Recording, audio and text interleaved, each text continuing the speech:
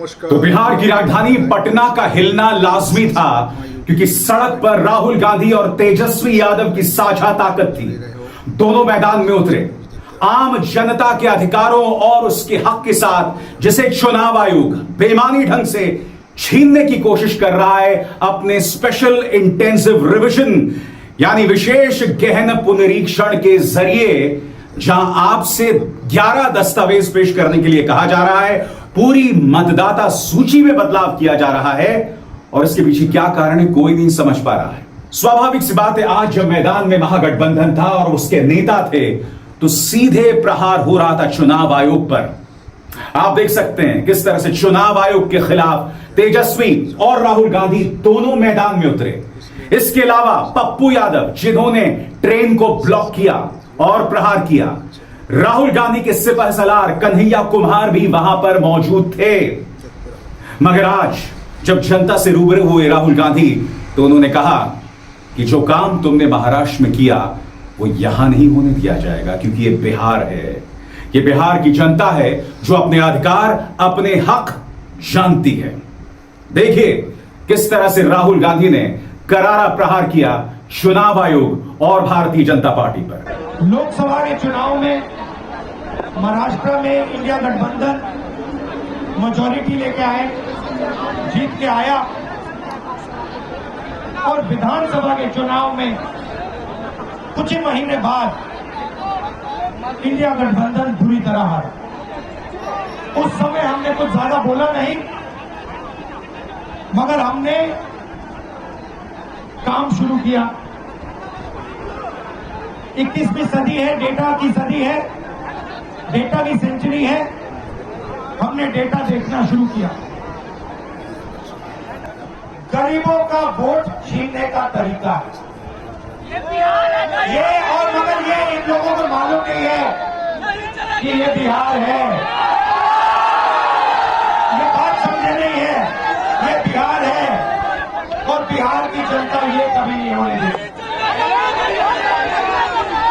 राहुल गांधी इससे पहले भी कहते रहे हैं दोस्तों, राहुल गांधी कहते रहे हैं कि ये चुनाव आयोग पूरी तरह से आरएसएस के सामने नतमस्तक है। राहुल गांधी ने कहा कि इसी तरह से उन्होंने महाराष्ट्र चुनाव की चोरी की थी और वही करने की कोशिश की जा रही है। मगर उन्होंने कहा कि महाराष्ट्र के इतिहास को दोहराया नहीं जाना चाहिए। राहुल गांधी ने कहा कि ये जो चुनाव आयोग है पूरी तरह से भारतीय जनता पार्टी द्वारा मनोनीत है, और ये बात बिल्कुल आरएसएस के नेताओं के अंदाज में कर रहे हैं। स्वाभाविक सी बात है, चुनाव आयोग पर राहुल गांधी का कतई विश्वास नहीं है। आजाद भारत के इतिहास में ऐसा पहले कभी नहीं हुआ दोस्तों, जब चुनाव आयोग में इस कदर अविश्वास की स्थिति है। और इसी बात को जोरदार अंदाज में जनता के सामने राहुल गांधी ने रखी। सुनिए। हमारे लोग इलेक्शन कमिश्नर से जाके मिले, मैं नहीं था, मगर सारे नेता गए और मैंने इनसे पूछा आपको क्या लगा, और सारे के सारों ने कहा कि इलेक्शन कमिश्नर बीजेपी और आरएसएस जैसे बात कर रहे हैं। वो भूल गए हैं कि वो किसी राजनीतिक पार्टी के नहीं है। वो पूरा इंडिया गठबंधन आपके साथ खड़ा है और हम ये चोरी कभी नहीं होने देंगे। मगर जाहिर सी बात है दोस्तों, महागठबंधन की सबसे बड़ी ताकत तेजस्वी यादव थे, जो कि महागठबंधन की तरफ से मुख्यमंत्री का चेहरा भी है। तेजस्वी यादव ने नारा लगाया तानाशाही और आरएसएस के दखल के चलते, क्योंकि तेजस्वी पहले कह चुके हैं कि चुनाव आयोग कहीं ना कहीं आरएसएस का दफ्तर बन गया है। सुनिए तेजस्वी ने किस तरह से प्रहार किया। ये भाजपा की, यूपी की ये जो मोदी आयोग है, इनकी दादागिरी नहीं चलेगी।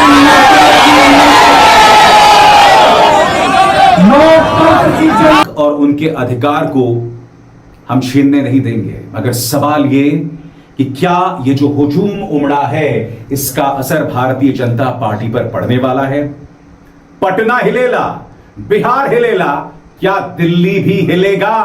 क्या चुनाव आयोग पुनर्विचार करेगा, या जिस भी रहस्यमय योजना के साथ वो SIR करवा रहा है उसे आगे भी जारी रखा जाएगा?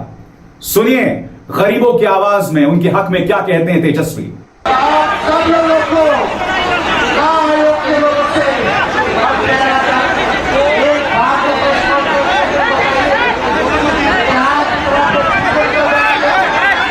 दोस्तों, आज का दिन आंदोलन का दिन था।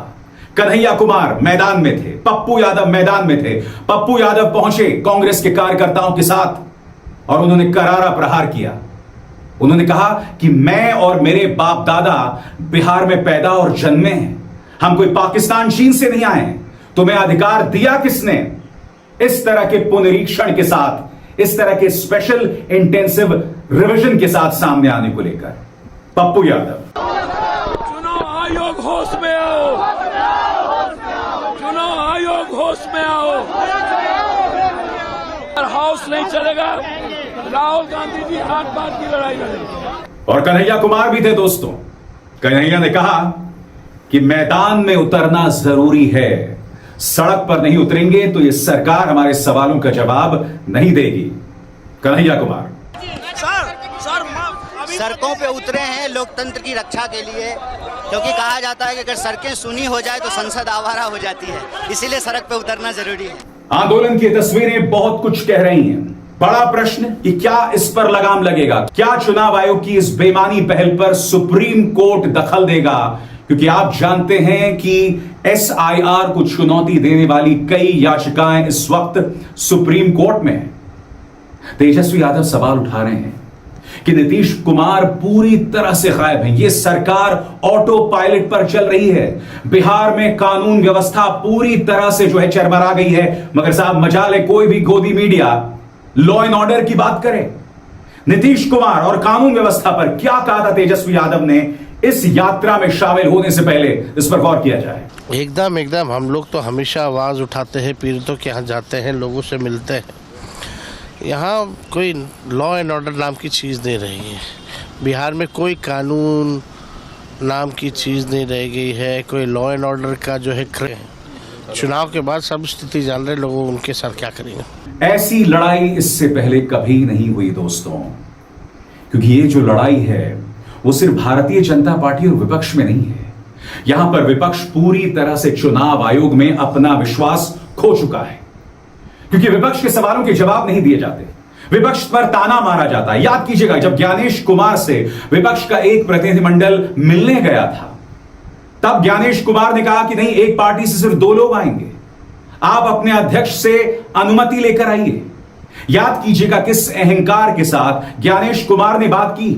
और यही वजह है तेजस्वी यादव कह रहे हैं कि इस चुनाव आयोग की कोई क्रेडिबिलिटी नहीं है, मगर हम गरीब के हक को इन्हें मारने नहीं देंगे। तेजस्वी यादव, देखिए पूरे बिहार के लोगों में नाराज़गी है इलेक्शन कमीशन को लेके, खास तौर पे इलेक्शन कमीशन जो है अब एक पॉलिटिकल पार्टी का प्रकोष्ठ बन करके रह गया है, उसके इशारे पे ही सारा फैसला निर्णय जो है लिया जाता है।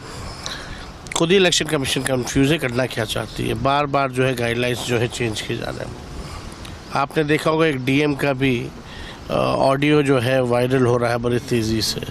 साफ तौर पे DM का कहना है कि भाई डॉक्यूमेंट मत लो, इलेक्शन कमीशन कहता है डॉक्यूमेंट लो, खाली साइन करा लो, अंगूठा मरवा लो और कलेक्शन पे ज़्यादा ध्यान दो, डिस्ट्रीब्यूशन पे मत दो। यानी ये भी क्यों कर रहे हैं कार्रवाई?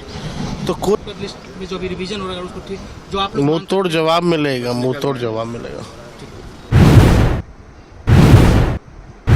देखिए, आज राहुल गांधी जी और तेजस्वी यादव जी जिस प्रकार से इलेक्शन कमीशन पर चोरी का आरोप लगा रहे हैं, एक चारा चोर वाली पार्टी, एक जमीन चोर वाली पार्टी, दोनों मिलकर आज चोरी का आरोप उन पर लगा रहे हैं जो एक संवैधानिक संस्था को चलाते हैं। और किस प्रकार से दोस्तों आज हमने ये मंजर देखा, मगर सवाल ये कि क्या विपक्ष इस ताकत को और आगे बढ़ाएगी?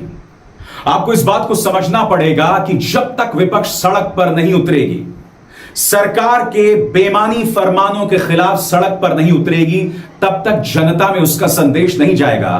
क्योंकि जैसे कि आपको याद होगा तेजस्वी यादव बौखला गए थे गोदी मीडिया के खिलाफ।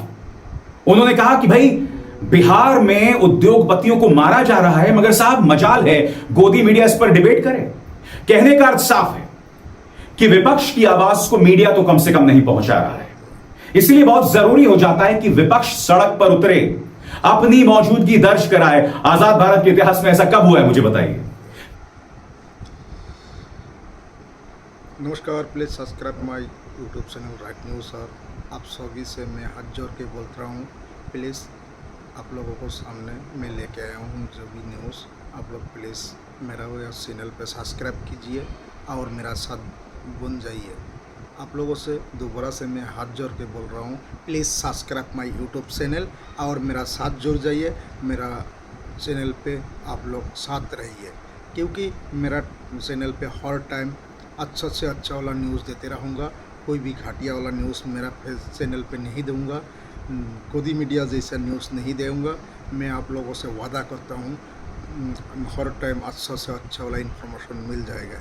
इसलिए मैं दोबारा से आप लोगों से हाथ जोड़ के बोल रहा हूँ, please subscribe my YouTube channel right news are.